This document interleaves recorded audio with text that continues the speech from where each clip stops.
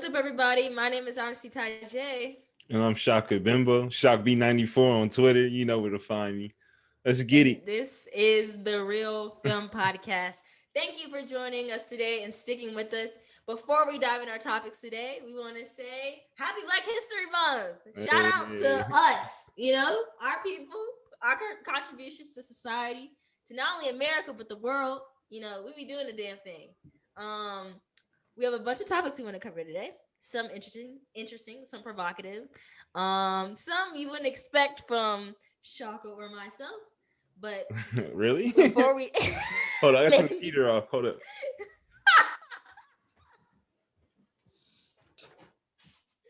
bro, you really did it on the Yeah, we good. We didn't miss a beat.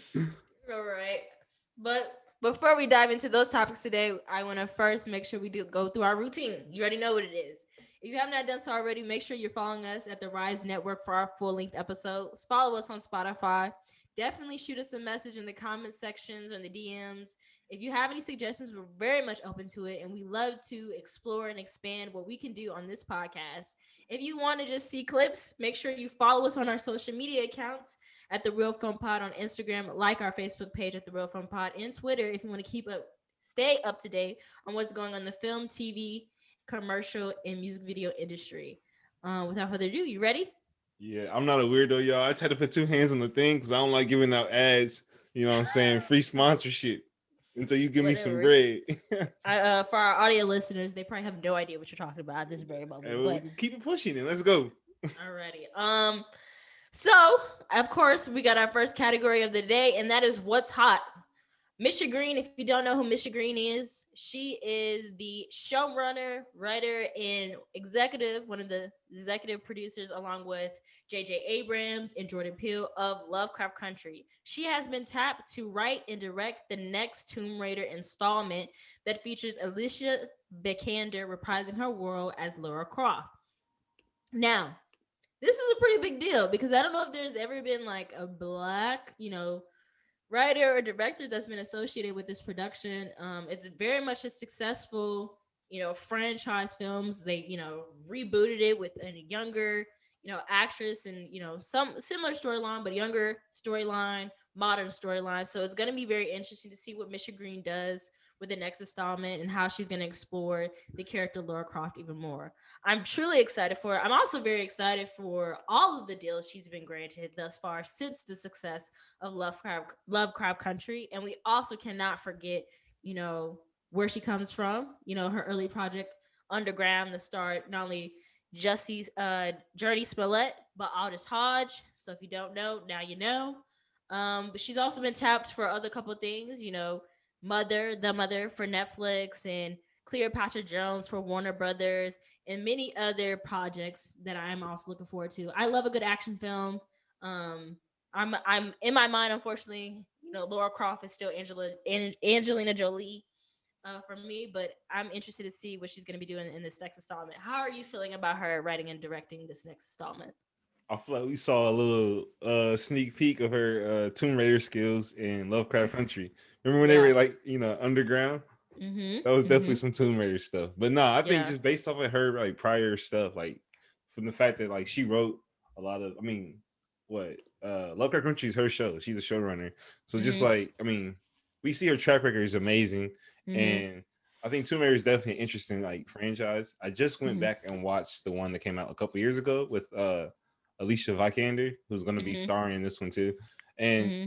it was pretty good. It's not like the greatest like adventure movie ever, but like it's definitely entertaining. So I Mm-hmm. think I'm very interested to see her spin on it. So Mm-hmm. because I think it's like a definitely a good foundation to make something great. Like Mm-hmm. it's already something interesting. I feel like it just needs like that extra like I think push. it needs an extra layer of exploration in the storylines itself. I Yes, feel like it's yeah. kind of like one type of storyline that's been consistently followed for this series and even in the reboot. And I feel like with Lovecraft Country, her adapting that book for into a series, I think that showed that she can really take a multitude of storylines and present them in the most diverse and innovative way with different kind of views. So I agree. I think it's going to be nice. I agree. The reboot of Tomb Raider wasn't something that was kind of like engaging enough to where like it held fast in my memory after watching it. But now hearing that Misha Green is tapped to be a part of the second installment, I'm definitely looking forward to it. I'm always looking forward to seeing more women of color specifically diving into the action film realm. I love a good action film, and I feel like with almost every production she's had, it's definitely been very action based. Like you can't just not deny that Underground, the show, it's inherently an action film. Like you have these characters who are literally they're in this environment where they're being enslaved, and then making the decision to get out of enslavement, like free themselves. So that was something that was a high stakes scenario, but it's historical fiction, low key. But then you got Mm-hmm. something like Lovecraft Country, where it's like a blend of action, science fiction, and drama. And then Tomb Raider, where it's action and drama. It's like it's definitely something up her realm that she could definitely do, and I look forward to it, especially for a series such as this, because you got a cult following around this, not only because of the movie itself, but because of the game. So I look Tomb forward Raider was to it. a video game first, right? Before it's a From movie. my understanding, it was a video game first, and then it got Hey, developed into the movie with Angelina Jolie. I mean, you could even see that with the initial film with Angelina Jolie. Like it's very a lot of the action sequences is very game influenced. Like have you ever seen the Assassin's Creed that got like developed a few years back? Like no, we're clearly not gonna that talk about that, bro. Because But no, it's an example. Like clearly, it was a movie that was adapted off a game, so they try to create so those kind of like so edits, disappointing. action sequences around that. So, Bro, I'm a huge Assassin's Creed game fan. But I was saying that was just because I feel like whenever it's a game and then mm-hmm, becomes a movie, mm-hmm, 9 times out of 10, it's trash. It's so mm-hmm, trash. So the fact that Tomb Raider hasn't been trash is telling mm-hmm. you something. But anyways, But ultimately, shout out and congratulations to Mr. Green being tapped for Tomb Raider. We're looking forward to this second installment starring Alicia Vikander. But moving along, we got some somewhat comedic but also controversial, but not too uncommon for this particular producer, director, and writer. And that is Zach Braff and Gabrielle Union have been tapped to star in Cheaper by the Dozen, which will be produced and produced by the one and only Kenya Bears. Um, oh my god, it's so negative that you say it like that. this film will developed with Disney Plus, and it's set to be streamed in 2022. Come on, bro! Like you already know why I have my hiccups with Kenya Barris, and I'm not alone in this sentiment. For those who are listening, our audience who is members who are well aware of the consistent trope or consistent storylines or worldviews that Kenya Barris does. Like this man has gotten one storyline and has duly copy and pasted on every platform. Nah, I mean, hey, look, it Yeah. worked for Tyler Perry. Hey, you can't knock the hustle, And what do people say about Tyler? What do but they say about Tyler they Perry? keep paying for it. No, we know one group of people pay for it. We know it's the older black women. Let's not deny that. It's older black women. But my community, our generation of people are like, bro, we need something else. What the heck? But He said it's not for you. he definitely said that. He definitely said that. Y'all gonna holler at Nate Parker or something. He Get out said my not mention. in not in blackish, not in grownish, not in mixedish shit, and not in cheaper by the dozen. It is not for me. Okay. Anywho, if you are not aware about this controversy, typically Kenya Barris has been criticized for creating stories that are inherently follow um, fair skinned characters and actresses and or mixed biracial stories, characters, and so forth, actors. Um, Huge criticism with that. He had that somewhat with blackish, but not too much. Then he had it with mixedish because it was like no characters that were really represented that were dark skinned, no women that were really dark skinned on the show. And then you got one character after what, like the second, maybe third season, and it's Ryan Destiny, and she has a very small role in the show, and she's like the sole representation of dark skinned women, um, pretty much out of his whole catalog. And then you got mixedish, where the only time we get to see dark skinned characters represented, they're automatically deemed the bullies to the mixed and biracial characters in the show, or they're the ones who are kind of like constantly, single out the mixed characters, the biracial characters. And then you have Cheaper by the Dozen, a show where like we got Gabrielle Union to play the mother within the storyline, and then Zach Braff is also tapped to also play the father. Nothing wrong with Zach Braff, great comedic actor. I love him from Scrubs, but I think there is something to be said that Kenya Barris habitually uses the same type of worldview for literally almost every show. He literally copy and pasted Blackish to Black as Fuck on Netflix. You got Mixed-ish that's very similar to Grownish in regards to the worldviews and experiences. There is a common conversation that's happening amongst people that they're not feeling represented with Kenya Barris, and there are several different worldviews and experiences for people who are biracial, who are mixed. And being mixed doesn't inherently always mean white and black. It can be representations of white and Asian couples, because there is an influx of people who identify as both black and Asian. White and Latino couples. Like, there's very few representations of that. So what's your commentary on it? Well, I feel like we've definitely talked about King Barris before, and I think we always have to remember, like, the man does have a track record outside of the light skin shows. So, But what shows are those that like literally represent you and myself, or people who are at a darker complexion than us? well, in terms of shows, I mean, he was a writer on Soul Food, Girlfriends.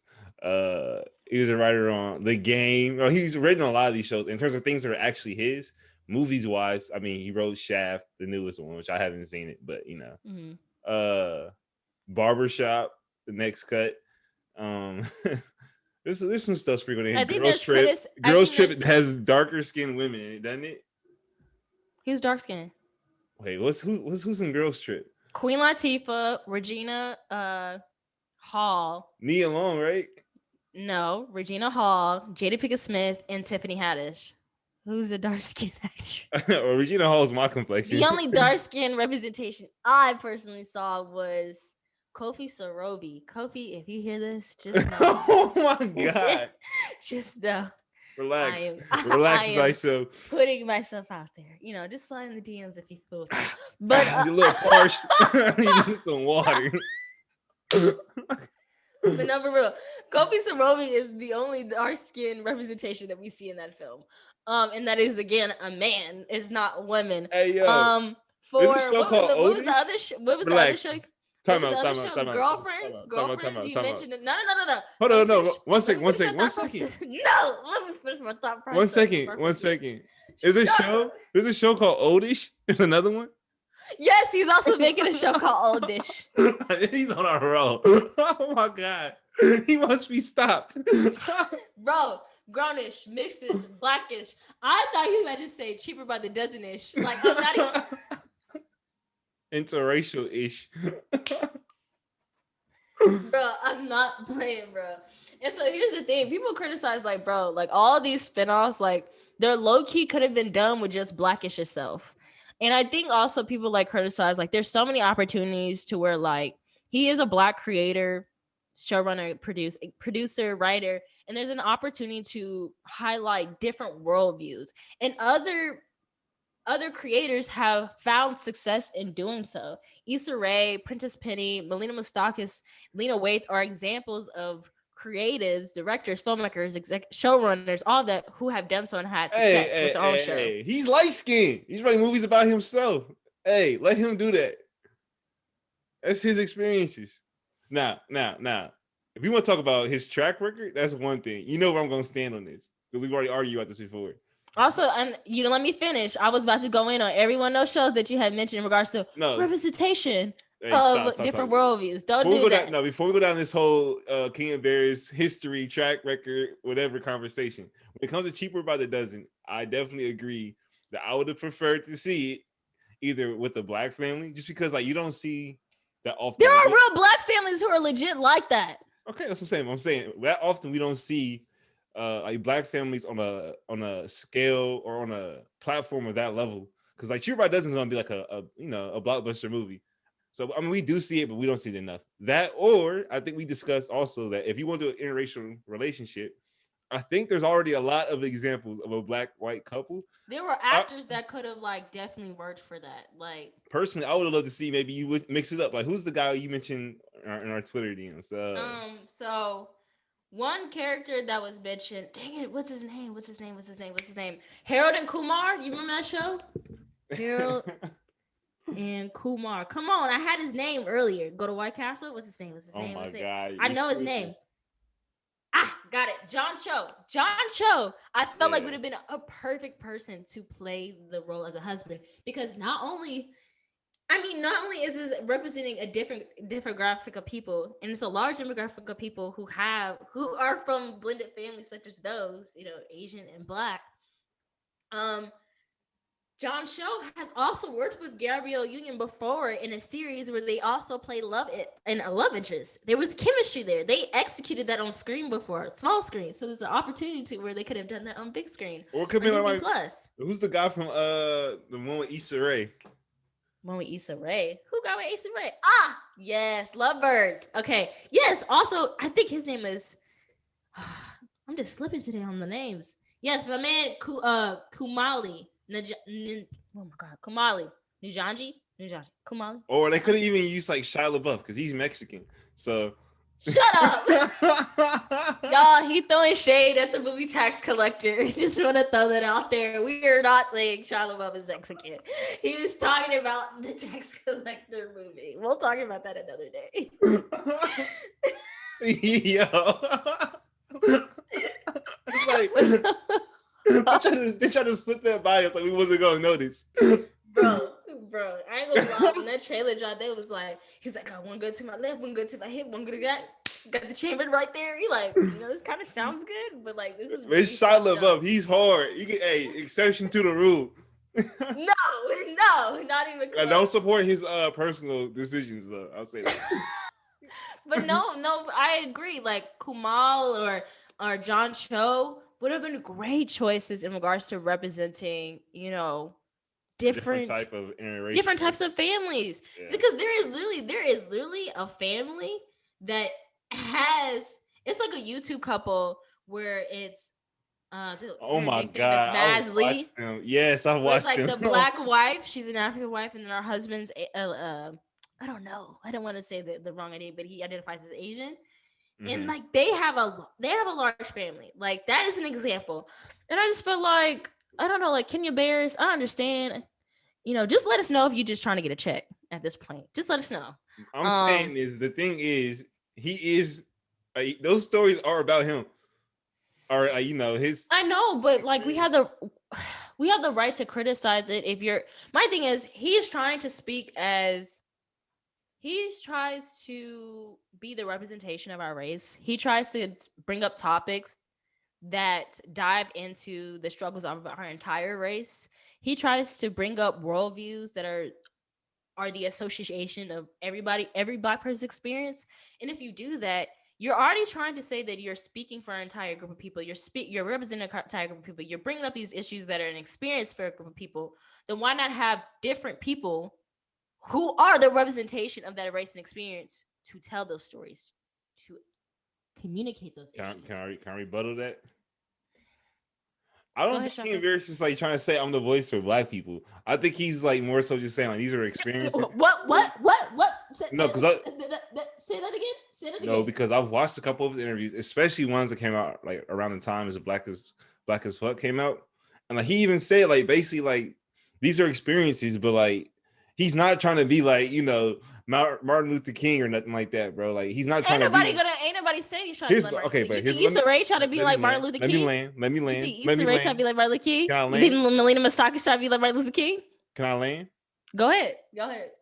I think a lot of these directors and stuff aren't trying to be the voice of black people. But here's where I will agree with you is I think that like his insistence on making these same like stories and stuff is why he can't be placed in like an elite tier. Like that's why I think he's like plateaued in terms of like his status as a creator and just kind of like, where we rank him, you know what I'm saying? So I think it's more of an issue of it's not an issue if he's a bad creator or if he makes stories that are detrimental. It's one of these things where it's like he's plateaued, bro. So it's like you can't call him a great showrunner, writer, whatever. But also you can't say like he's trash. He's obviously very good at his job. It makes like important stories. It's just the fact that like he refuses to take that next step.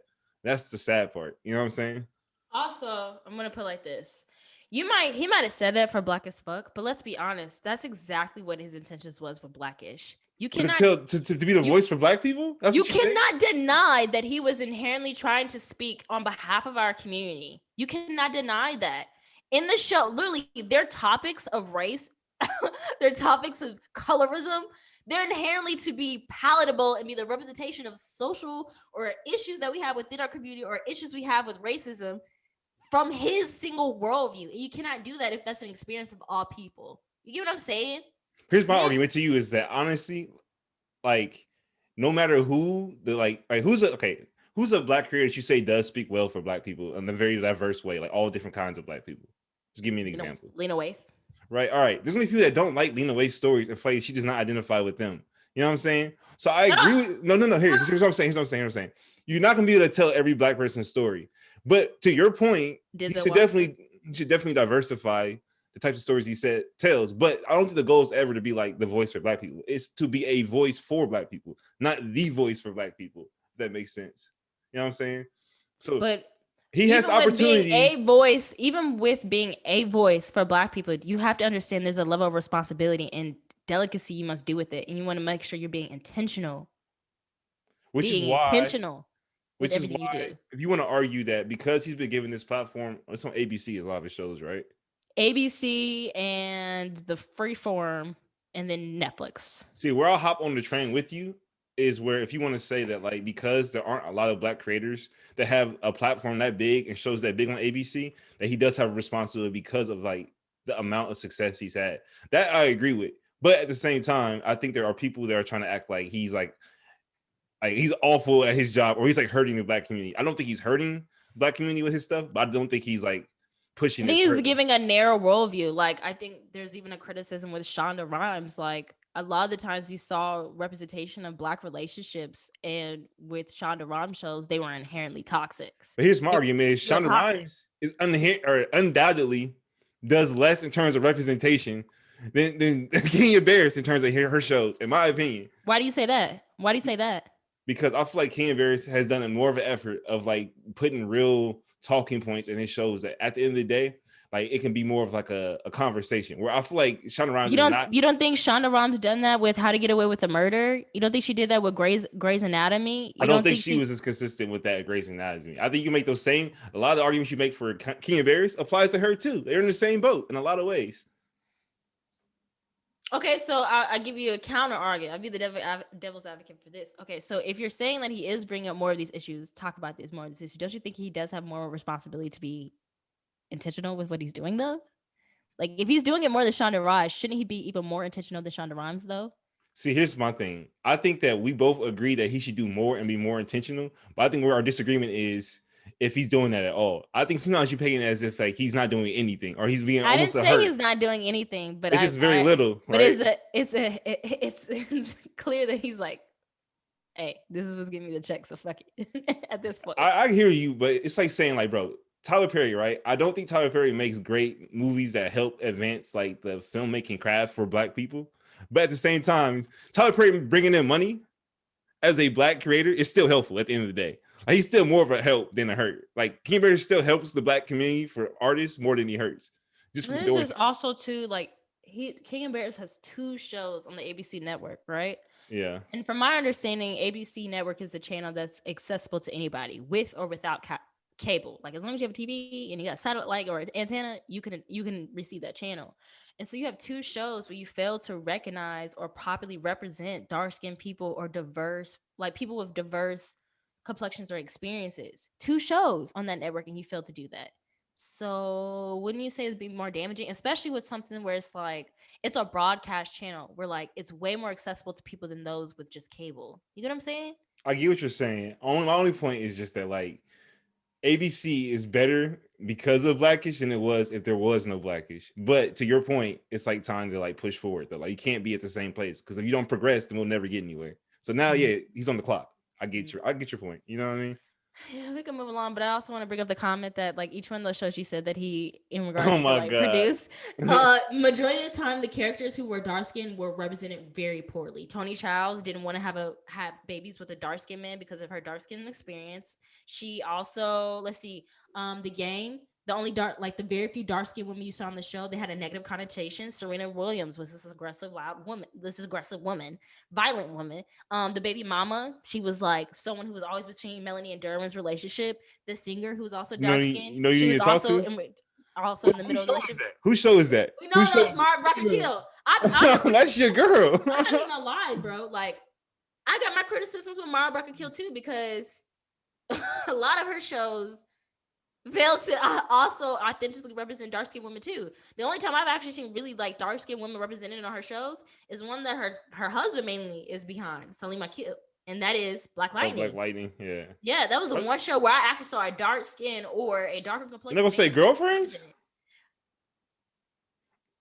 And Girlfriends, yes, there are two lighter skinned characters. Technically they're two biracial characters. Let's be honest. Yeah. There's two lighter skinned characters and two dark skinned characters. One was considered uneducated and a little ghetto. Mm-hmm. The other was bougie and she was toxic and she did not want to have babies that were dark skinned. You know what I'm saying? Like the representation that we're seeing with dark skinned women is like almost stereotypical, even with Mara Brock Kill, even with Kenya Barris. And so it's just kind of like you using them as examples, those shows and examples, like I got countered for them. That's all I'm saying. I mean, I haven't seen a lot of Girlfriends. I was just, here and there. But I was just asking, honestly.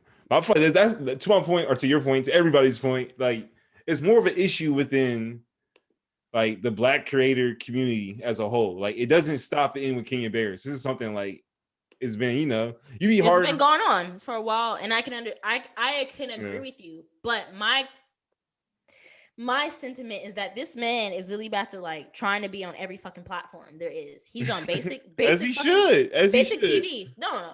Basic as he should, of course. Basic TV, ABC, Netflix, Disney Plus.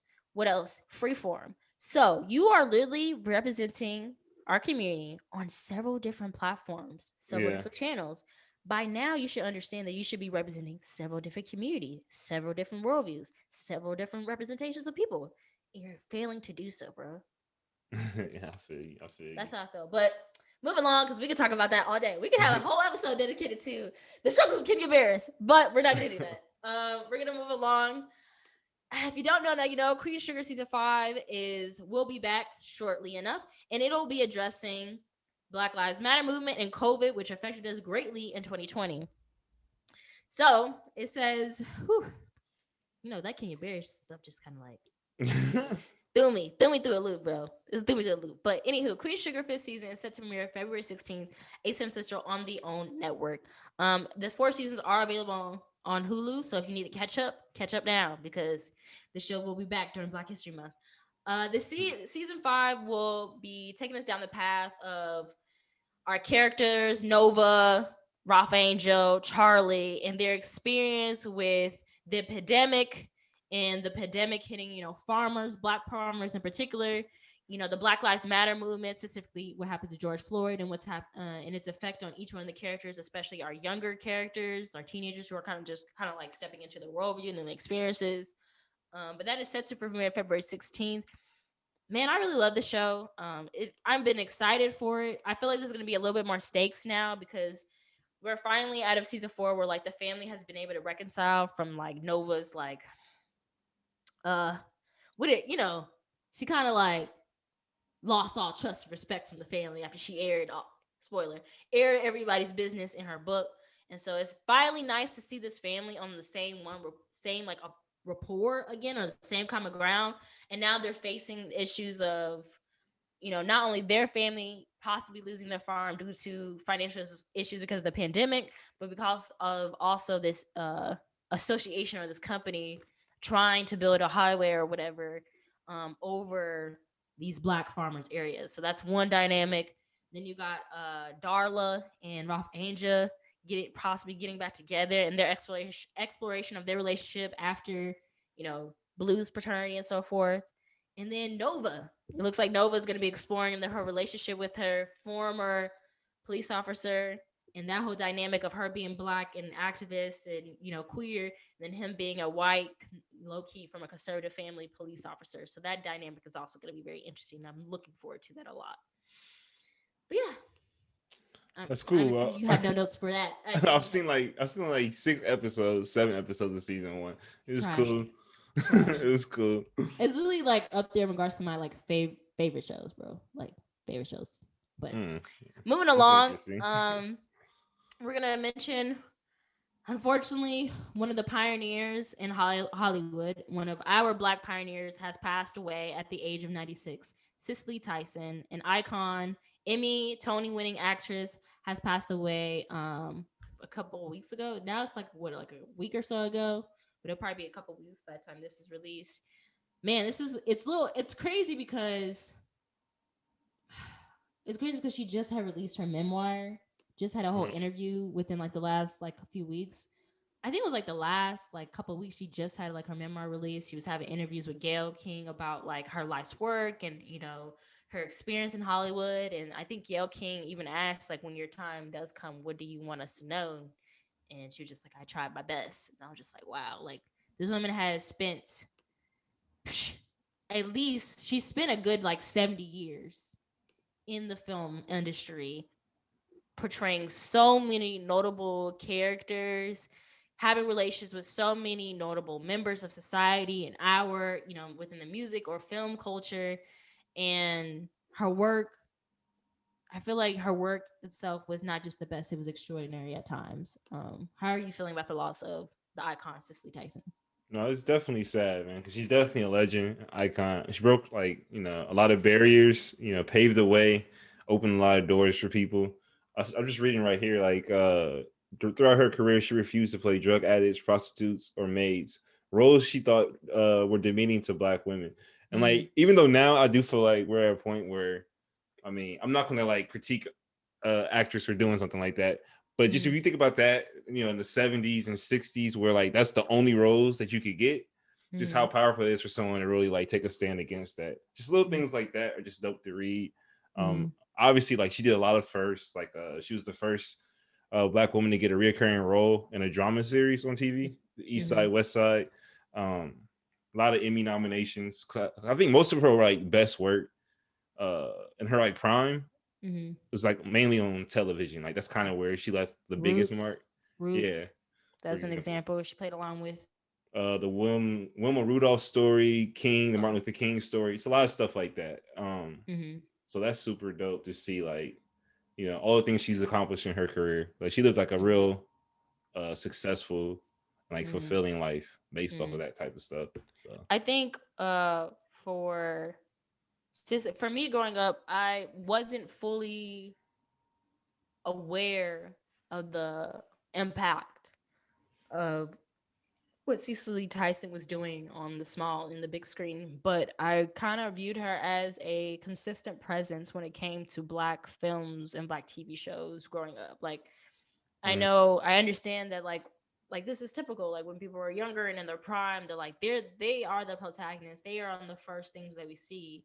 And then we have the supporting characters who are just kind of like help to amplify the voices of our protagonists and our antagonists.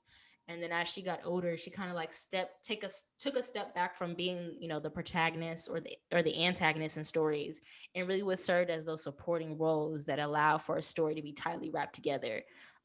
Most of her late 70s, they mentioned like she was doing a lot of films back to back for, I like most of her films back to back in the 70s consisted of Tyler Perry productions. Diary of a Mad Black Woman, Medea's Family Reunion, Why Did I Get Married To, and then Alex Cross. And I think that's an amazing I think that's also an amazing credit that we need to give to Tyler Perry, because he recognized also that this woman was an icon and she was a gem to our, not only our community, the Black community itself, but the film community. And she was somebody who needed to continue to tell the stories, to show these worldviews, to portray these worldviews and experiences.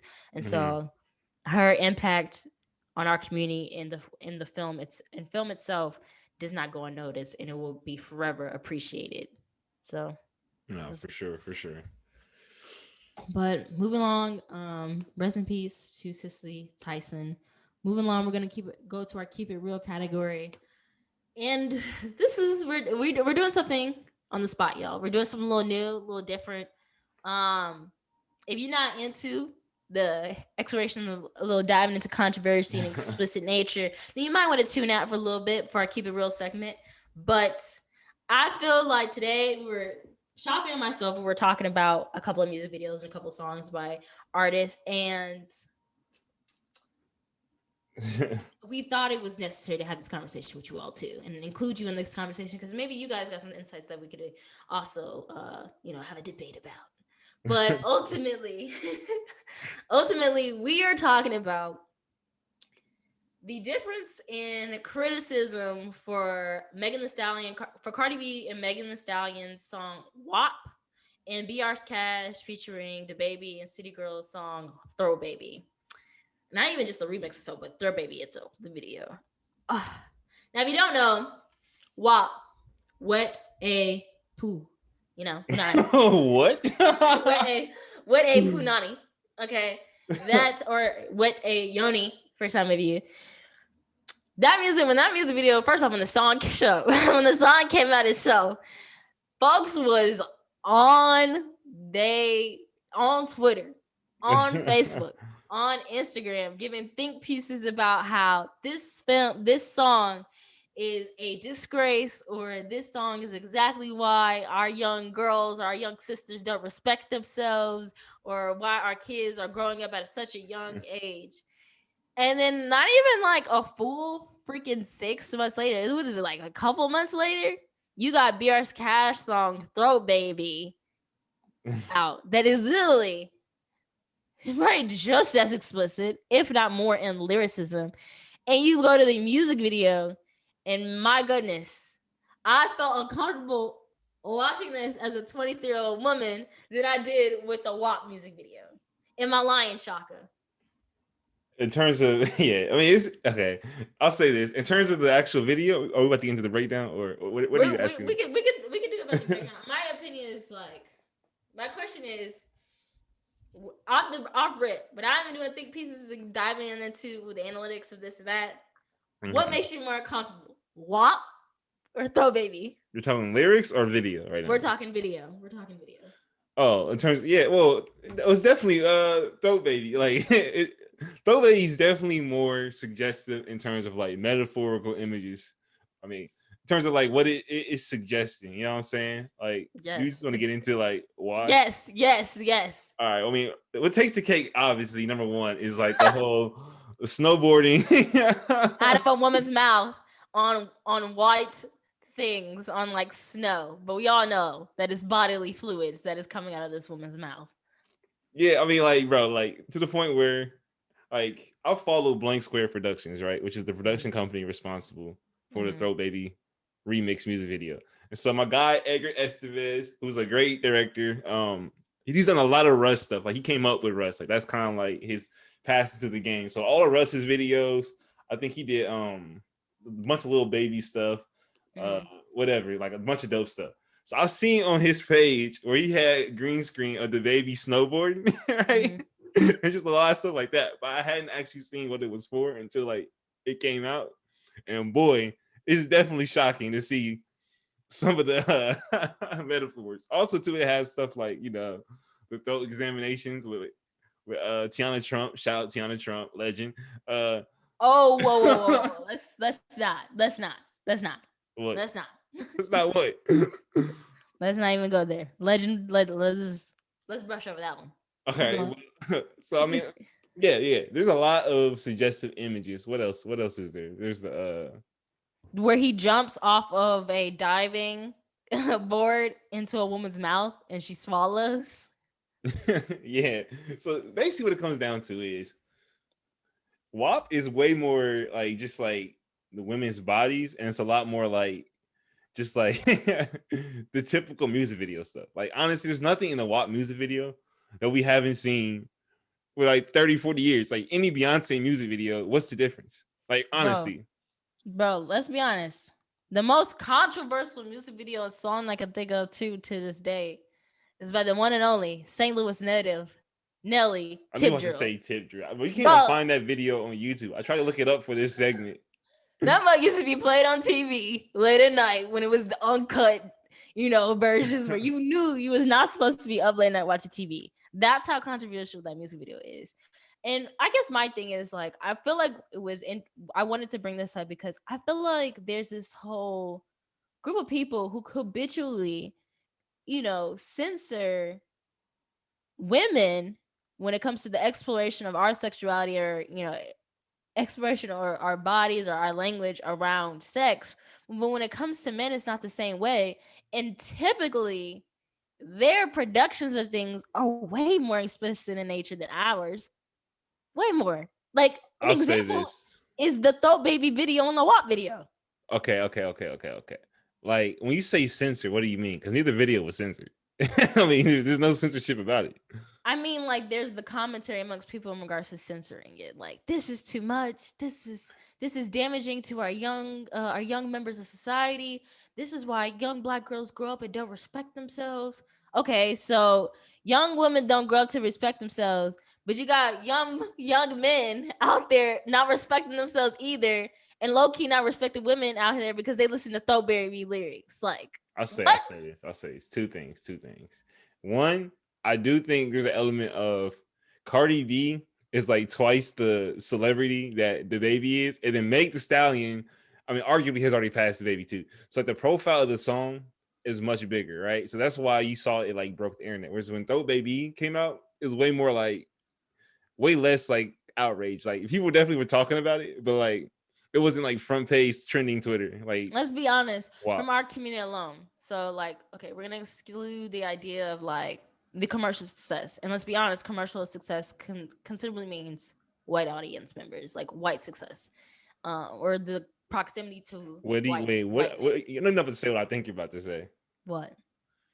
No, well, just go ahead and finish. I was saying in our community, our Yeah. black community criticized the WAP video more than we criticized the throat video. What did you think I was gonna say? I was about to say that people were listening to the Throat Baby song and like watching the video on the same level they were watching or listening to WAP. I'm like, no, they weren't. Oh, no. most people even This is heard the my full Throat first Baby time. song.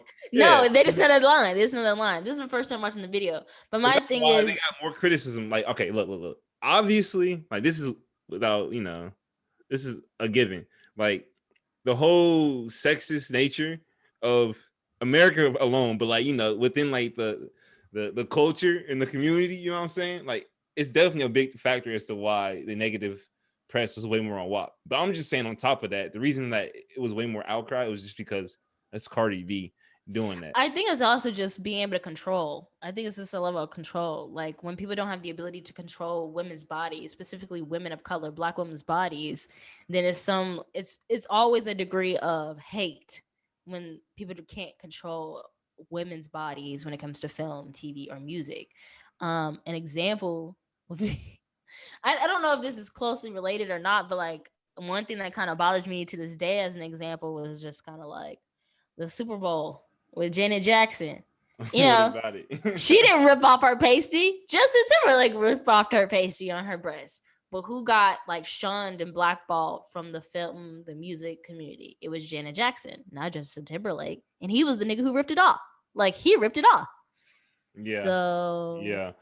I think honestly, there's just like okay, it really just comes down to the fact that like to your point, like people want to control women's bodies and like the easiest excuse to make, especially for men, to like try to censor that is, there's young women watching, it's your daughters, whatever. Like your these are the role sons, models, like your right? And so what it they'll should what be the they'll same degree I'm with your saying, sons.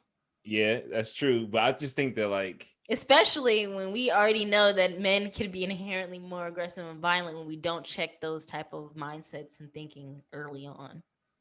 But I think to the average American's mindset, like what's more damaging, like women behaving in the way Cardi B behaves, or your son behaving in the way the baby that behaves, right? Your Obviously, son, your son, no, that's what I'm your saying. your I'm son. saying this. I'm not arguing what's worse. I'm just saying in terms of the minds of average Americans, like your dad, right?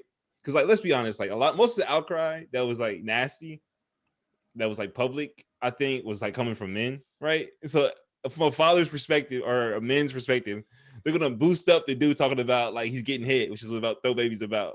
So it's not surprising, you know what I'm saying? Like, Yeah. Yeah, I just think it's kind of like it's definitely hypocritical, and I think like I said, I just think it just definitely comes down to control. Because like I brought up the example to you, like when you look at Netflix shows, a lot of times like you viewed it as more of like a what people are their comfort level, but I really think it's just control. Because a lot of the times I'm watching shows off of Netflix and I see vagina, I see behinds, I see breasts when it comes to Mm. women's bodies in Netflix shows. But when it comes to men's bodies in the shows, the only time we see bare, naked, whatever, is just their behinds and they're like literally their behinds. Like that's it. Like their chest. But nobody's sexualizing their chest as much as they sexualize a woman's chest. You get what I'm saying? Yeah, I think a lot of things of like that kind of nature come down to like obviously it was a male controlled industry, and so like what do they want to see, like, you know what I mean? So now we're at Mm-hmm. a point now to where American audiences everywhere really are more used to seeing like a woman's chest or like women's body parts, right? So it's a lot less like shocking. And then for the actresses perspective, it's almost like I feel a lot of actresses know that they're gonna have to show that at some point in their career to get the role they want, whereas like the male actor, It's right? because it's control. It's control. No, I'm It's saying, control. I'm saying at this point though, I think that the reason you're not going to see very many male actors that are going to do that is because like there's no precedent for it, right? So nobody feels comfortable for it, and now nobody like is going to make you do it. Like they're just going to get a prosthetic in there, or they're just not going to show it. You know what I'm saying? One Like, example I want to bring up too is kind of like let's talk about like projection of like success, mm-hmm. commercial success. And so like commercial success, when I think of two actresses, Angela Bassett, Halle Berry. These are Yeah. two really good actresses. These are two women who kind of like really started coming about in the film industry around the same time. One is a little bit older, so they had a little bit more time in the industry, and that's Angela Bassett. Mm-hmm. Angela Bassett has explicitly said that she has never, will not ever show her breast on film or TV. Mm-hmm. We are very aware of Halle Berry, and how we're very aware of Halle Berry's breast, and it's all from Monsters Ball. There's the idea that there's criticism and talks that Halle Berry has had more success because she gave in to these directors and these that monster ball itself, but she has gave in multiple times in the industry with showing her bare body, while Angela Bassett has did not. And no Mm-hmm. one's saying Angela Bassett is less of an actress than Halle Berry is, but I feel like when women start trying to control their bodies, they're Mm-hmm. not given the same room and opportunities as the women who choose not to control their bodies, or the same success as men who have the ability to control their bodies. You get what I'm saying? Yeah, I feel like that's well known though. That's like, yeah. I mean, yeah, that is what it is, bro. It's nasty, but like we know this. You know what I'm saying? I just thought it was interesting. I thought it was messed up, and I thought like, what great way to talk about it than with these two music videos, the No, you WAP use music these music videos. videos to get some stuff off your chest. That's what this was. No, in the Throw Baby music video because Hey, man, that mug was wild, to go back to the wild. music video real quick though, it's just like I think a lot of the outrage too was a lot to do with the lyrics of the song, right? And so if we want to talk about like the lyrics of the song, Whoa! You want to talk about the lyrics for Throw Baby? no, Let's look at the lyrics for Throw Baby because the mugs is what the fuck. no, it's wild. It's definitely wild. But I think that there's just a more precedent on like a mainstream level for male rappers to talk that way. Whereas when a female rapper or artist says what was being said in that video, it's way less precedent. So it's way easier to be like, oh, they're awful examples, blah, blah, blah, blah, blah. Bro, like the first line in WAP is I said certified freak. That's WAP, right? Throw baby lyrics, excuse my language, y'all. Sexy little bitch, sexy little hoe. The first line. No, but I think if you want to compare in terms of who's more explicit lyrically, it's definitely a toss-up. How, bro? No, How? it's definitely a toss-up. I mean, they're both explicit, but like, who's more explicit? Bro, I'm gonna read your lyrics. WAP lyrics. Certified free, I said certified free 7 days a week, wet ass pussy. Make that pull out game weak. Woo. Yeah. If you fuck with say wet ass pussy, bring a bucket and mop for this wet. You know. These lyrics. Throw baby lyrics. You didn't even get to the bad, like the explicit I literally, stuff. that was just like the first like stanza. No. Before we get to Bro. Throw Baby, I'll say this: Throw Baby definitely comes out way more with a punch. Like they come out like, yeah, this is for grown folks. Like, where's like WAP? It's obviously for grown folks too. But they kind of like, well, they don't ease you into it, but it They gets definitely do worse as not. it goes. It gets Definitely do worse not. as it goes because she starts talking about, Bro, sexy little bitch, sexy little hoe. I love the way you walk. I love the way you talk. Let a nigga play come and play your throat. Deep stroke throat till you make you choke. Bro, what the heck? I get that. I get that. But I'm saying to you is WAP has that same energy. Certified freak. 7 days a week. Get into the lyrics, Cardi B's verse. No, you're playing games with me, bro. You know they're the equals. They're equal. Because you ain't even No, saying they're not. I feel like we're basing off the first introduction alone. Like, come on, bro. Bro, like, come on. And if you want to make say it touch that little dangly thing in the back of my throat. What song was that? He said deep in your throat make you choke. That's what he said. That's the same thing. It's the same thing, bro. But here's the thing. Cardi B and Megan Thee Stallion's video is way more eye-catching in terms of being suggestive, right? Why? Because of what you're already sexualizing a woman's body? Bro, it's because yes, that is exactly what it is. You're sexualizing a woman's body. I'm not saying, well, okay, no. I get the whole sexualizing a woman's body point, but like that's what they want you to do in the video. That's what they want. Okay. Right, don't give me that. Okay. Oh, side up. Shout out my guy Colin Tilley. Colin's Eyes on Instagram. He directed the WAP video. Legendary director. He's a young goat. I swear to God, he's gonna be one of the greats. Dude's cold. Why do you view the WAP video as more explicit than the Throw Baby video? I don't think it's more explicit. What I'm saying to you is that on like if you were just to watch the video, like if it just came on the screen, right? Let's say on a commercial break, they start playing music videos, right? The WAP music video is going to turn more heads immediately because it's half naked women. They're not half naked, bro. They got there's 2 times with the pasties. She's literally the only thing is the outside skin of her breast. Everything else is covered. Take away half naked. What I'm saying to you is Cardi B and Megan Thee Stallion are objectively attractive women that have a lot of curves, right? So it's going to catch your eye. And in the videos, so sexualizing a woman's body. That's what you're saying, was because you sexualize her body. Okay, you said as if I'm not supposed to sexualize her body in the video.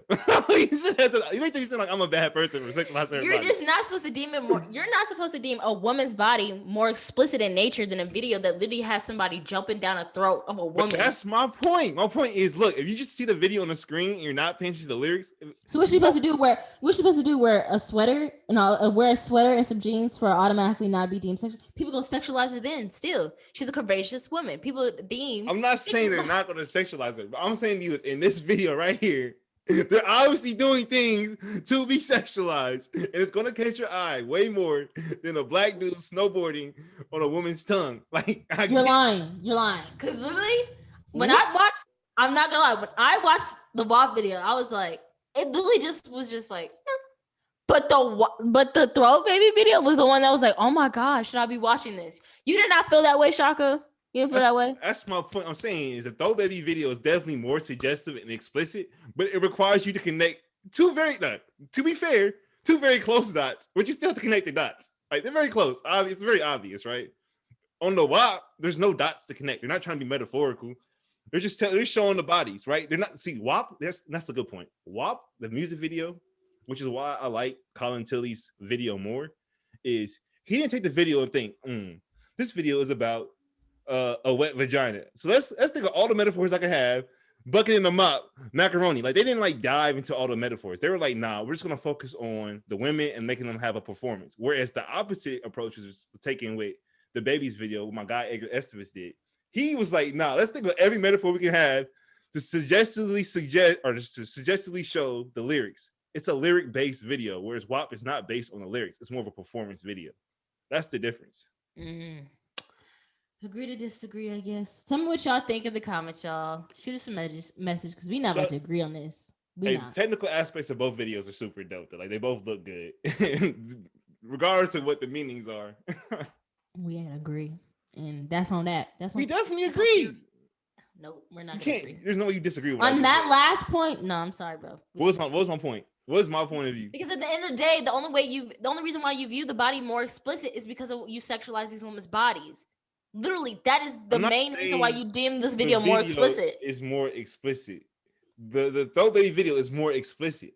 Obviously, what I'm saying to you is, on first glance, when you're scrolling on your Twitter, right, it's way easier to scroll by and not connect the dots with the throat baby video, right? Which is Well, why how when you got a woman with her mouth all the way up and he jumping in her mouth? How would a woman with her mouth all the way up open she's sucking on on an object? How? honesty, How? honesty, honesty. You're How? gonna sit here and tell me that if you're on How? your Twitter, right, and you see Cardi B and Meg Thee Stallion in the wet pool and they're like hug up on each other, you're gonna scroll past that before you scroll past the baby video. Yeah, because I see it all the time, bro. I'm like used to it. I'm literally used to seeing the stuff all the time. But like something like the baby's America, she's video, playing games with me, bro. bro. I feel like I'm being trolled, America. But to go full Bernie Mac, rest in peace, America. All right, I'm I'm being gonna let it go. so. She's playing games, bro. We see Cardi B and Meg Thee Stallion in the wet pool, and I said the wet pool, I see it in all the the wave pool. time. You I don't see. see. I mean, like not in the wet pool. I'm not gonna say I see women in the wet pool all All right, hugged no, up. no, no. The question is, what's on But your women feed? rubbing up all each other, like I see it all the That, time in movies and films. I was gonna say that's not all over your Twitter feed unless you just got a nasty. Who are you following? I don't be seeing it all day. Now Instagram, but we're not gonna get to my explore page. Yeah, look at his followers. Look who he follow, y'all. Look who he follow. Relax. All right. Let's move on. We're gonna leave that conversation there, and we're gonna move along to our "Are You Still Watching" segment. And we got Denzel Washington's film to digest. Well, if you don't remember, we talked about Denzel Washington was set to his film Little Things was set to premiere on HBO Max, starring Rami Malek and Jared Leto. There is a lot of criticism around the film, and ultimately, let's just start off. I'm gonna just start off with my opinion. I thought it was a pretty good film. It was a little long, not gonna lie, a little long. That middle part was like, whew, a little bit of a doozy, but I think it was a really good, solid film in regards to like showing character dynamics. Specifically, spoilers.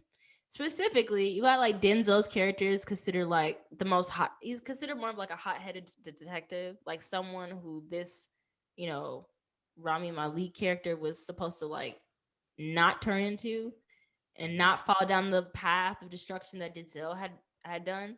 And so Rami Malek's character is supposed to be this really calm, collected detective, and ultimately they have somewhat of a similar fate or outcome. And the film itself had no resolution in regards to the case. So those are my only criticisms for it. Like if you like something that's kind of like a slow burn and you already like these actors itself, like I think it's definitely worth the watch. And I don't think it's deserving of the level of criticism it's receiving. But a lot of times people like things to be wrapped up perfectly in some form of resolution or like the goal has been met. And unfortunately, you're not about to get that in regards to the A plot, which is finding the killer for this case. What's your thought? I think it's one of these movies where I don't think it's like an amazing or great movie. I don't think it's a bad movie either. It's one of those things where it's like it's cool. You know what I mean? Like it's okay. And I think the major reason that a lot of people I think are kind of turned away by this film is because you don't really want to sit down for a 2 hour plus movie unless it's like a great movie or unless it's trying to do something like that's like remarkable or trying to do something different. You know what I mean? Like, I feel like if this movie was like around the hour and a half mark, right? I think it'd be a lot more appealing to a wider base of people, or they would walk away more satisfied. It's just that when you sit down for 2 hours, you kind of like raise your expectations of what the film is going to deliver, and I don't think it meets that bar. If that makes sense. Especially for like a Denzel film, you know? And because we've had such a long break, like I think 2017 was his last film, so Was it? I think so. I think I read that. Whoa, you're lying. That could also, but you also got to keep in mind like Denzel Washington's up there, and then also in that break, I'm pretty sure he was he was directing May Ronnie's Black Bottom. Mm. So that's probably another reason why we had that long hiatus between Denzel Washington and his productions. But that's wild. Has it really been that long? It's been a minute. Dang, man. Wow. But I don't know. I just feel like I agree that it has been a little chunk of change. You spend a huge portion of the film with almost like focusing on these characters, focusing on these characters played by Denzel and Rami Malek. So Deke and Detective Baxter kind of like coming together, working together, kind of like connecting with one another in regards to what plagues them about their cases, only for them to only for us to establish, okay, like they're two different characters, but ultimately they still have the same goal with one another, and that's finding the killer for this case. And then we get to the end of the film, like they both are still very much they're similar in regards to the destructive path that they end up taking, but ultimately that goal is still never met. So just focus on these characters are ultimately just doomed from the start from falling down a destructive path, or at least Detective Baxter's character is just spiraling and spiraling until he meets the same fate of Deke. Yeah, yeah. I mean, we're in the spoilers and stuff now, so we can really talk about like some of our major criticisms. Just going off of like your point about like, I mean, solving like the main issue with the story, or whatever. I think one of the biggest problems with this film is a lot of the length and like the meat of the story is being like used to like solve clues or to discover clues about the story or who the killer was, right? So like they go through intricate lengths to give us details like this puzzle piece, right? Mm-hmm. That all leads up to a point where like Rami Malek's character gets in the car with Jared Leto's character and they go out to the field. It's like a Mm-hmm. make or break moment, right? So like, Mm-hmm. why did we need 2 hours or hour and a half of building this case Mm-hmm. if they're not going to actually solve the case? That's not how Mm-hmm. it's going to be resolved. Like it's resolved because he killed dude. You know what I mean? Like, Mm-hmm. so it's like we Yeah, like all those details for nothing. yeah. It like I've one person noted from Roger Ebert, Brian Tallarico. I agree with you that it keeps trying to develop this intense and haunting and kind of like dramatic plot that you kind of are kind of like latching onto. You're very hopeful that they're come to terms with, but then it's like produces nothing in the very in a very it produces nothing but the same fate that we are naturally assume is just going to happen with It him. fizzles out. It Yeah, fizzles out. like Like all the what tension just like I want to slides shout out out. Jared Leto. Jared Leto, you did a great job playing this character. Like, shout out Hmm. to you because he did an excellent job. But ultimately, like, I mean, that is a very real thing where like there were people who would try to claim cases or claim murders as their fame, or like were serial confessioners of murders, knowing good and well they didn't do it. And my thing is, at one point, it's just kind of like Rami just was just trying to force this man to be the killer, and ultimately end up killing the man. Just like similar to Denzel, Denzel was trying so desperately to catch the killer and ended up killing one of the victims. Like this shit's wild. Then they revealed that at the end of the film that he ended up killing the victims, and I'm just like, because honestly, the more we were seeing like Deke's character, like Deke like struggling with the case, seeing separate relationships about around the case, I started to believe: is there a possibility, a small possibility, that he's the killer itself? Like, was he the original killer and now there's just a copycat killer? Like, what's going on? But then ultimately, we just find out he ended up killing a victim, and so that's why he got suspended. That's See, why like he had a stroke, and that's why he ended up being divorced because he struggled with that. yeah, so like they do a lot throughout the film to like tease like whatever dark element is plaguing Deke or whatever. Like even Mm-hmm. from like the what do you call the lady that like observes the bodies like to find out the cause of Corner. death? The coroner, right? She even says like I'm not gonna cover for you again. There's a lot of different like little tidbits of like, Yeah. no, he when he used to work here, he worked the case so hard he got fired or something. Like everybody leaves these Yeah. little nuggets right throughout the Mm-hmm. story. Then when you Mm-hmm. find out what actually happened, it's so unsatisfying in the Mm-hmm. way they kind of just briefly show in the flashback, Mm-hmm. like the situation. It's like this is what they've been hitting at for 2 hours as Mm-hmm. like a little understory. Even Mm-hmm. like to the point where you see when You you see, he sees a hallucination of her in his closet, from my understanding. but then he sees the other women too, right? So like at Mm-hmm. that point they're conflating what his major guilt is, like, or his major like cause of like that drives him, right? Is it Mm-hmm. the fact that he killed one of them that kind of makes him Mm-hmm. go crazy, or is it the fact that he can't solve the case? It's like they're doing both at the same time. That's Mm-hmm. confusing, man. Like, Yeah, I agree. And then it's just also too like there were little things that like I didn't really understand what was the purpose of presenting them on the screen. So like for example, um with like Jared Leto's apartment, I Mm-hmm. didn't understand why. So Albert Sparma, why he had the little thing in the bottom of his floorboard and there was nothing in it. Like, was there supposed to be something in it? Was it like intentional that he was always hiding? Like, what was in it? Remember, he digged up the floorboard and he digged in there, and then Yeah, and it was like the case notes. Like, I mean, it's like the clipping, newspaper clippings. yeah, the newspaper clippings, and then also, and then that. Did we see at the end that it was at the very end we saw the newspaper clippings, right? No, when he first broke into his house or whatever, is when he saw because he compared it to what was on like the projector. Mm-hmm. Yeah, yeah, yeah, yeah.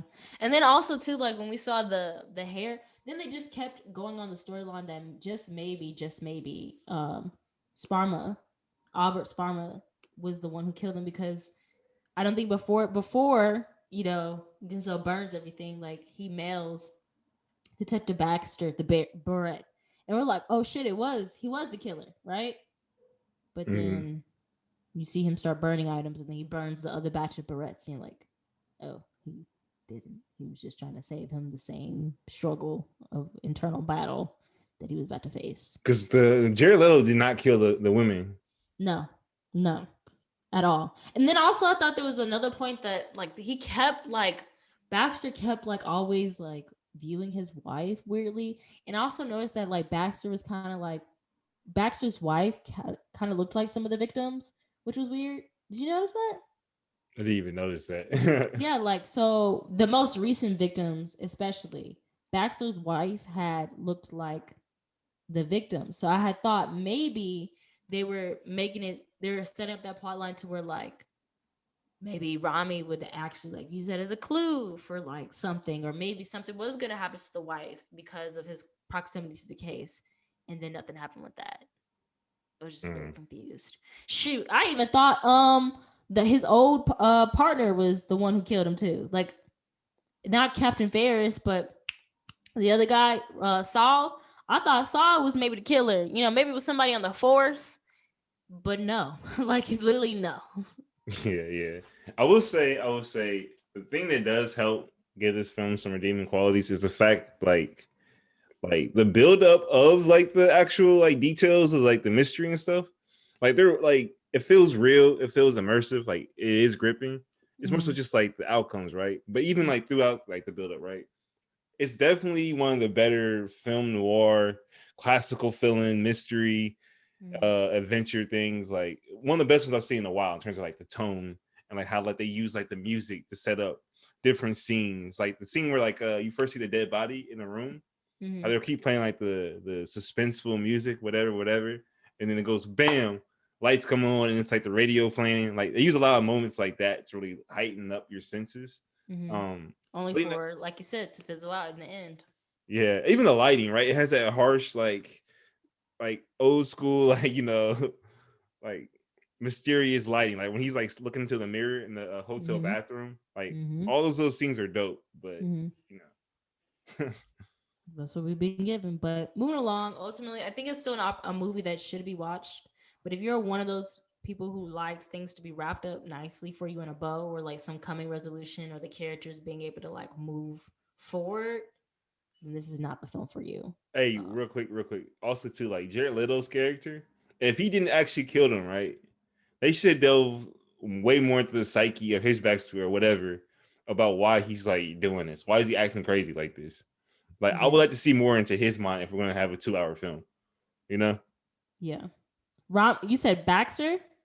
No, Jared Leto's character. Like, they gave us this guy Oh, who's clearly Albert Sparmer. Yeah. clearly insane, right? And so if you're gonna Mm-hmm. lead me to believe that he didn't actually kill those women, then I Mm-hmm. feel like I need to see more of like either his insanity to get more of a scope of him because he didn't have that Mm-hmm. much screen time, not as much as I thought he should have had, Mm-hmm. or And give us he was backstory to why he's like that. Yeah. And they kept it was just so many things that they were setting up that made us believe like even though he may not be the killer, there's something fucking wrong with him. He might be the killer for this case, but there's something wrong with him. Because even when Yeah, he went into these hardware store or whatever, And when he turned around immediately when Denzel like started walking away. Like it's just real weird, subtle shit. Or like when he outwitted them and called the cops back to his own place. Mm-hmm. And then like Rami Malik's character is like freaking out. He looks over. Mm, He's like slurping on a drink, like laughing, like watching the show. Like, there's a lot of dope little moments like that. mm, Well, we needed to see more. I wish it was about him, honestly. I'd rather be about him and let Denzel and Rami be like the side characters. mm. That would have been interesting. Maybe like that. I'm telling you, it's like a whole chunk of change in the middle of the movie where like Dex and Baxter are supposed to be like bonding, quote unquote, or connecting with Yeah. one another, where they could have just focused on Albert as a character or as an antagonist for the story, and that didn't happen. But No, but yeah, yeah. Also, too, I think the biggest criticism is like, one of them is Rami Malek's acting. Before we get out mm. of here, what is your thoughts on like his performance compared to Denzel's? I like Rami Malik. I like him a lot, but I feel like a part of me felt like they were trying to pull his Mr. Robot persona of being this cold, detached, calm, very like one faced character into this Hmm. film. And it didn't line up too well because even with him presenting himself like that, how he should have been on his personal they say like you have three faces that you show that you have you who you show the world, who you show your family and friends, and who you are truly behind closed doors. And so Hmm. if how he shows the world is him being a very put together, calm, collected character, then the second should have been him being a very involved father, trying to create a juxtaposition from like how cold these cases are, how heinous these cases are. And on the personal level, it should have shown more of like him struggling, him not being secure and valid in what he's doing and trying to pursue the killer. And that did not transpire. Yeah, I think I read somewhere they were talking about how like the character that they were trying to portray was supposed to be like this like confident, like up Mhm. and coming hot shot to the public because Mhm. he's the guy to replace Denzel character's spot at the Yeah. place. Yeah. But the He kept problem, relying on Dex. He kept relying on Denzel's character, even though it's supposed to be this hot shot, know all the answers detective. and then like what Rami Malek's character do, like his acting, like to your point, the whole Mr. Robot kind of feel. It's like the way he was showing confidence in terms of like this, like the subtle smiles and like whatever, did not come across as confidence. It came across as like he's like a murderer or something. Like he seemed like he has some crazy dark secrets, you know? Like it's unsettling. Like he's really good at playing unsettling characters. Yes. Problem is he's still unsettling when I don't think he's meant to be unsettling in this film. Like Yeah. he didn't act bad. It's just like I don't think he matched the tone of what they were trying to do. I don't agree either. But we're gonna wrap up there with little things. If you want to still check it out for yourself and get garner your own opinion, feel free to do so. It is on HBO Max for streaming purposes. Moving along, we have a Spanish and French film called Adu. And that was released January 31st, 2020 on Netflix platform. Adu is a Spanish drama directed by Salvador Calvo and written by Alejandro Hernandez, starring Mustafa Amaru, Luis Tosar, and Alvaro Cervantes. It is a story that has a blend of several different storylines and several different protagonists, all through a culmination of their experience with family relations, personal goals, and race and immigration. I would say largely in regards to this film. Um, I'm not gonna sugarcoat it. This film is sad. Super fucking sad. Like Yeah. specifically, it's sad with one storyline itself, and that is the story of the boy itself. I do. My goodness, I felt myself like wanting to cry multiple times with I do and his experience. Like this boy has been traumatized from the beginning and even to the very end of the story. This boy don't get no little peace. And then even with scenes with I do and Masar, heartbreaking. Like literally heartbreaking. My criticism with this film, we focus way too much on our white or Spanish French character storylines when inherently this is a story of immigration, this is a story of race, this is a story of poverty, and this is a story of trauma, which is literally the main experience that these characters are facing at the hands of low key the white people unconsciously to them. So like, let's be honest, Luis Tosar, so Gonzalo's character, the fact that he's like very adamant in catching these people who are like killing the elephants and so forth like that. That is one reason why, like, a lot of the people who are poachers are very try to be diligent and not, and people are not finding out about them. So when they discover the bike, which is Idu's sister's bike, it just all leads back to Idu, and then mom being killed, sister being killed, shit, him being separated from Hey, Masar. before you start going to like all like what happens, I'm gonna give my like general thoughts of the movie. But that was just my criticism. Like, I think this movie is a very heartbreaking story, but a story that should have focused way more on the central story, the central topics of immigration, race, poverty, and trauma, which is really Idu and Masar's experience, and they did not do that. No, yeah, to your point, it's definitely a film where they try to split like three storylines that like interact in like weird ways. Kind of like was Crash like that, right? Where they like Crash was way better in no, blending, I'm not saying like that but yes, comparing, Crash was like multiple storylines and experiences. but yeah. So I mean, it tries to do that. Obviously, as honestly is saying, like one storyline was more impactful and more like essential to the film, and so like definitely whenever that storyline is going on, there's definitely a lot of like emotional parts to the film, a lot of sad parts.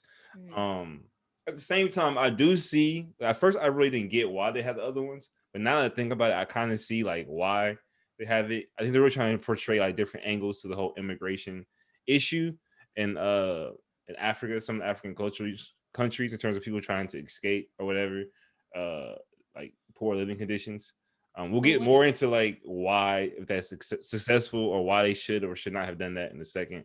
But I think this is definitely a film that if you're not averse to like subtitles and stuff like that, and you want to see a film that doesn't feel like super American or whatever, I would definitely recommend seeing it. I definitely think it's a good film. I don't feel like it's like super long feeling or anything like that. Like it's well paced and like it's definitely a good film.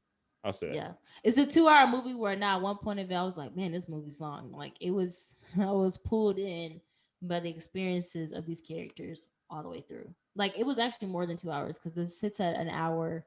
No, that was 2 hours because It's it like sits at right an under. hour and 59 minutes. Yep. Yeah, yeah. But all right, so I think you're about to get into like, well, obviously we're about to go into spoilers and stuff if you guys didn't know. But it sounds like you wanted to ask me why I thought that there was a reason for having those three people. Is that what you're about to say? Those three storylines, or what? I was gonna say, like, where was Gonzalo Alessandro's storyline in relation to an immigration story? The who's which one is? Is that Mateo?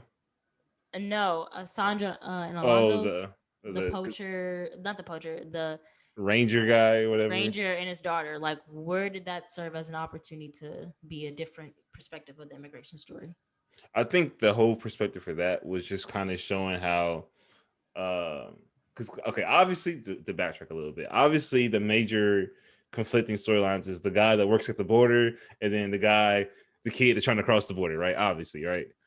But I think what the conservationist guy, his angle is like they're trying to show how people come into the country to like solve the country's problems or whatever, but they're more worried about things that don't actually because deal with people. Remember he got in the fight with the local people, and the dude, African dude, was like, "You're more worried about these elephants than you are about The people that have people. real problems." And then to counter or to push that even further, the security guard, right? His major conflict was like he starts to see these people as like people. He feels guilty about having to like lie to cover his ass. You know what I mean? So like they're trying to show like some of these characters like inner development with like racial biases and just stuff like that, right?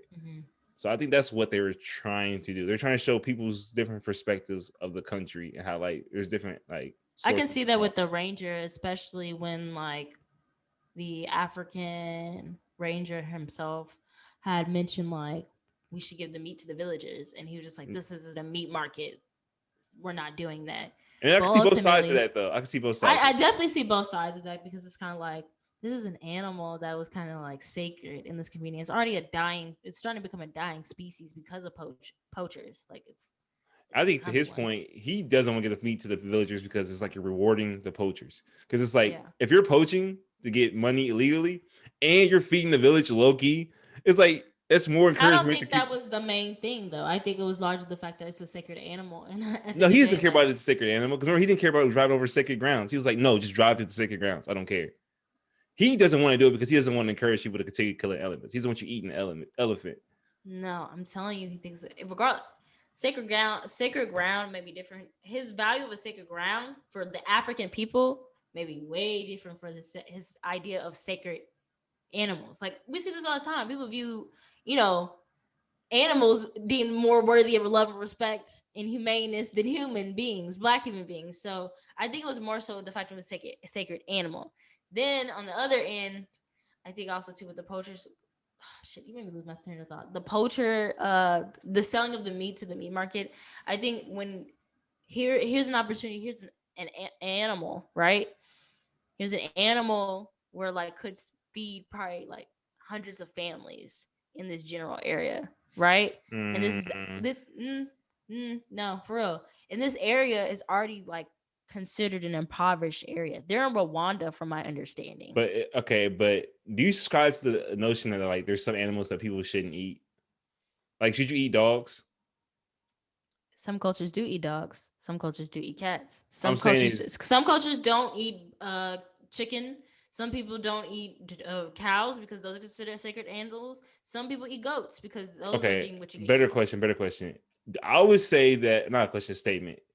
What I'm getting at is I think elephants are kind of one of those animals where it's kind of socially taboo for multiple cultures to eat it. Like I'm That's I'm being honest, that's your European American worldview. While other cultures, shit, a fucking continent maybe itself does not think that.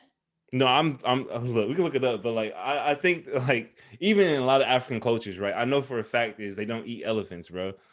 Like Okay.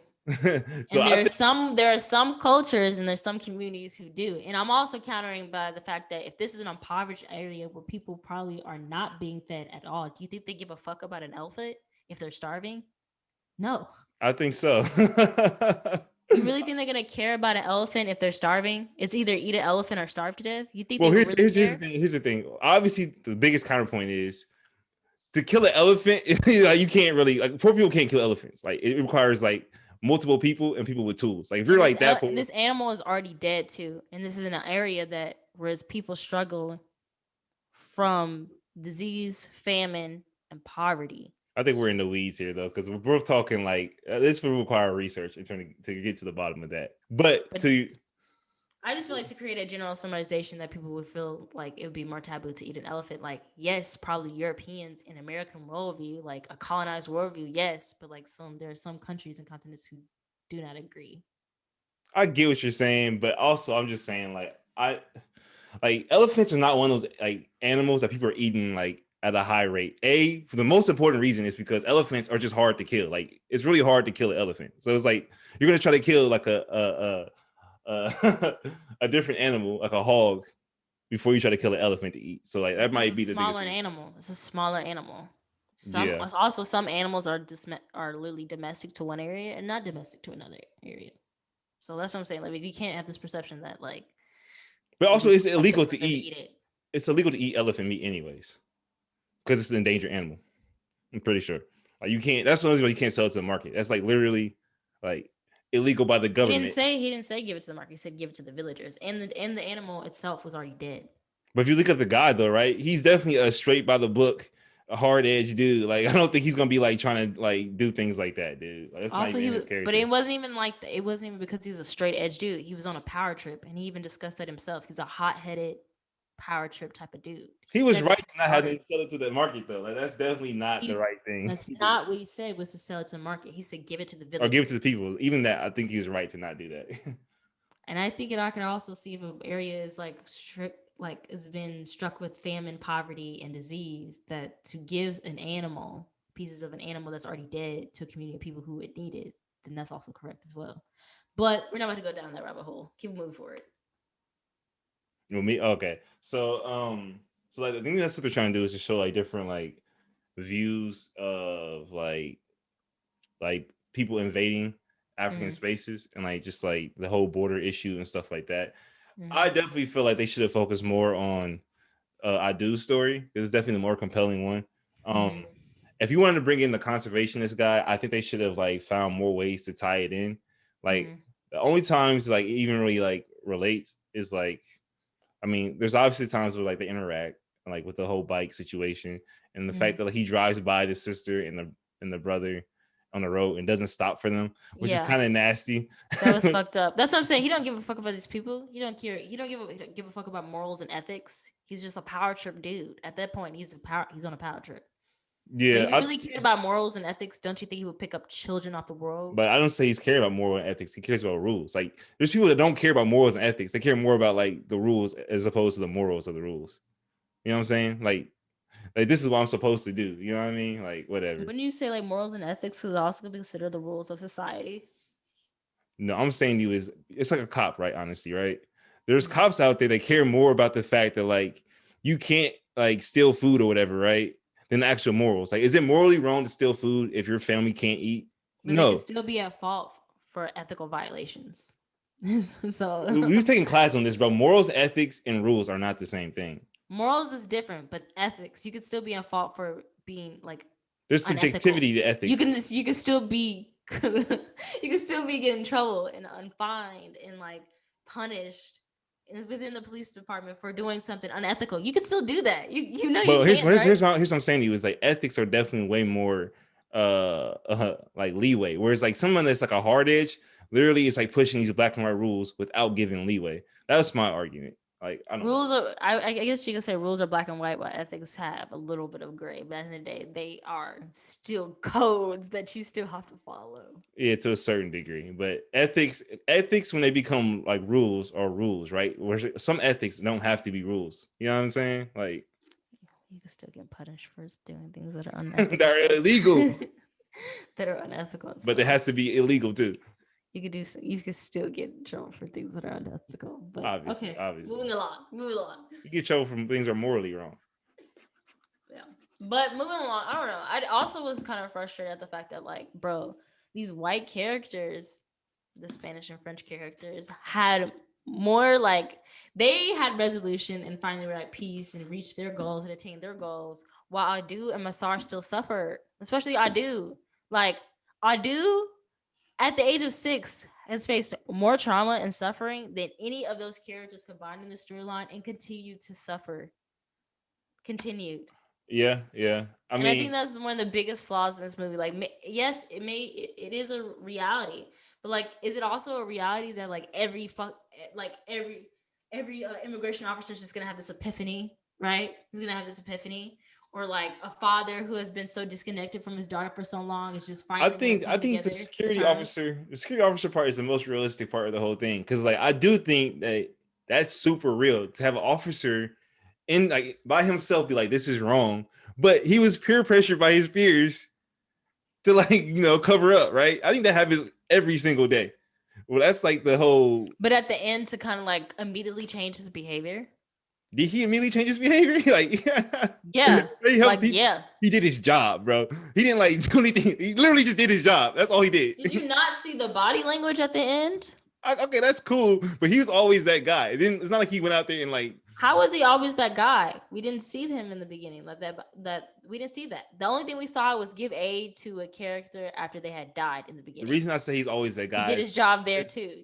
my thing is because I feel like you look at his pals, right? His pals were like joking around, like we beat the case, whatever, because that's who they are, right? He knows what right from wrong. That's why he has that internal conflict. So like that's who he is. Like, if he's really doing something like above and beyond, he would have made sure that they didn't send my boy Massar back across the border as soon as he got in that car. You know what I'm saying? Like that's the effed up part.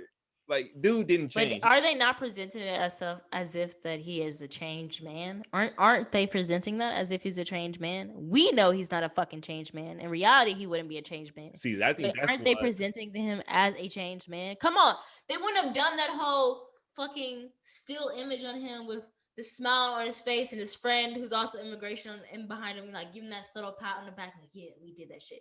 They wouldn't do that. Here's They my wouldn't thing have done is here's my thing is I think whether or not what their intentions were, I think in terms of like what the film actually reads, I think they did enough to make it a gray area to where you can like interpret it different ways. That's what I that. think the beauty of it is, right? Because I think the more cynical look at it is like he feels good that he helped out Adu. But if you really look at it, he helped him out in a way that didn't really help out the situation. Like all he did was get him out of the water to put them back in another hell. You know what I'm saying? It's like people that like donate $1 to Africa, right? They feel good about themselves when they donate that dollar. He feels good. Okay, same with Sandra and Gonzalo's. I have the same question. Do you really think that was realistic? Do you think The that was you saying realistic? he's saying their names, but the conservation dude, right? What part is realistic? Their ending, their culmination, their peace, their resolution, their goal reaching. Like, was that realistic? He A saved his father, daughter. a father that's been disconnected from his daughter for so long, and then all of a sudden that she just had this epiphany, like my dad, he's my dad, and he's great. That's like one of them bow tie type of fucking No, endings all no, the time. no. That's super real, bro. Because look, I don't have any kids, but just knowing from my own history of being a kid, like, look, she was saying that because she literally just saved her ass. Like, you know what I mean? How many times the kids like they want to suck up to you when like, you low key did like something like totally saved them, Honestly, for me, this also felt like a story of privilege, bro. Like white privilege as fuck. especially from the daughter's perspective. There's, Hell yeah, she should be bro. in jail somewhere. Bro, and and she was like fucking. She was a kid too, and Masar was just like pretty much the same age as her. Yet Masar was being told that he had to stay. I don't know where they were exactly, but Masar was told he had to stay there, and Adu got separated, and they took Adu to the children's Because center, see, even though they Masar were is too both old. children. Masar is Huh? too old. He's too From old. I thought Masar was a kid himself. No, I'm saying legally. That's what if you saw the cop was like, you see that little smirk he had on his face. I think they're trying to show us the fact that what the cop did is illegal, right? Of legal age, yes, he should have been like in the boys' home in Spain. What I do, but because he's that old, I think that there's incentive for cops to do their own thing and kick the older boys back over across the border because we don't need them. Only the kid I do is because he's so little that it would have been like you couldn't sleep at night if you just kicked the dude back over the border by himself. You know what I mean? Do you Maybe not, but he's so little, bro. It's like that's like, all right, we gotta keep some of them. But Masar, look, they're not trying to keep him. They're like, bro, in their eyes, he's an adult. He can look out for himself, which is wrong. It's messed up. this was just a story. This it started at the ending. Definitely was a story of privilege for me. Like, I could definitely see that. and it was definitely a black trauma. It was also like a black trauma film too. Like this was hella traumatic. Like I wanted to cry Who's multiple the times. director and Gonzalo writer? Salvador Calvo. He is the director for it. It I was written think by Alejandro Hernandez. I think for me, the reason why I don't lump it into like the whole black trauma like things I'm Bro, trying. the only black experience was inherently traumatic from the beginning and to the very end. Like there was no hope. No, see, my whole issue with the whole black trauma thing that's been pushed around right now is I just have a hard time watching a lot of American black trauma things, right?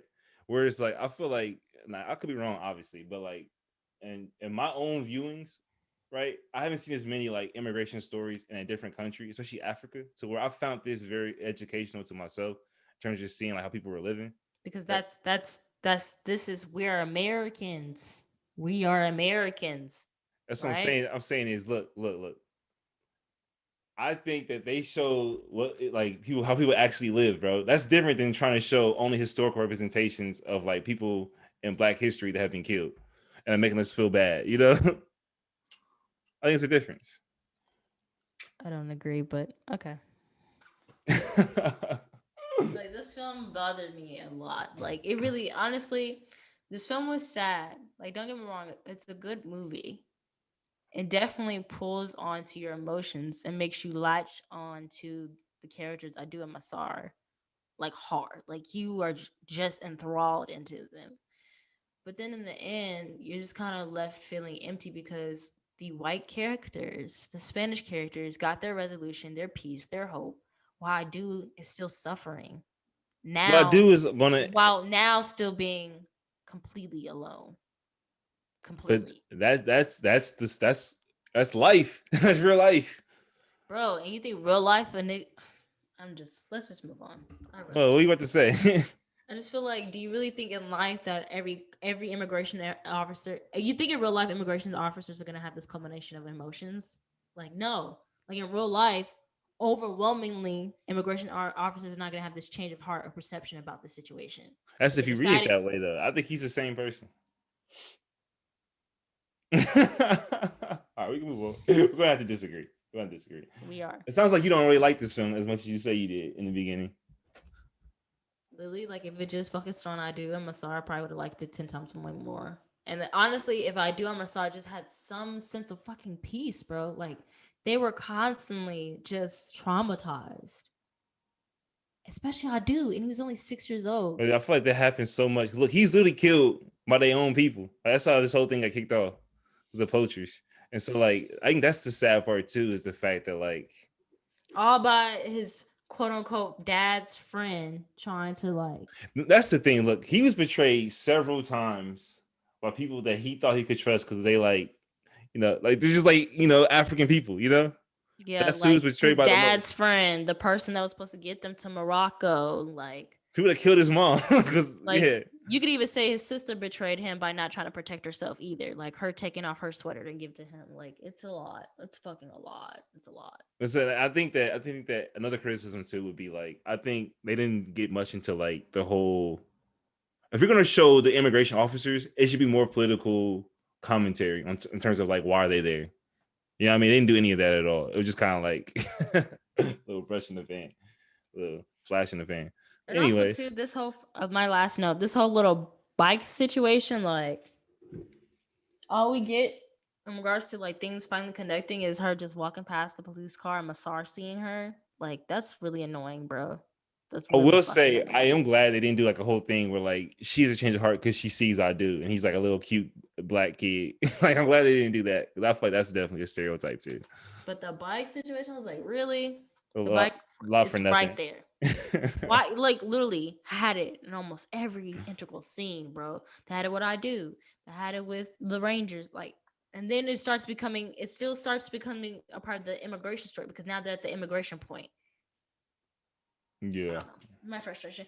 But that concludes my commentary on I Do. We can move along to in the queue segment of the Real Film Pod.